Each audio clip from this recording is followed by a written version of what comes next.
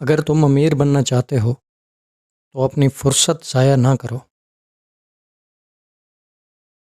مفلس کو تھوڑی اشیاء کی ضرورت ہوتی ہے، آسودہ حال کو بہت کی اور لالچی کو تمام اشیاء کی۔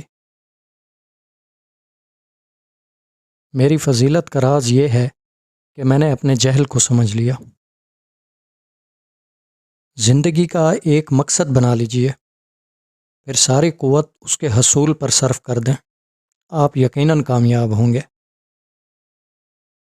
زیادہ گرم کھانا، سورج کی طرف دیکھنا، سر پر گرم پانی ڈالنا اور نشہ آور اشیاء کا استعمال آنکھوں کے لیے نقصان دہ ہے۔ دولت سے نرم بستر حاصل کیا جا سکتا ہے مگر نیند نہیں۔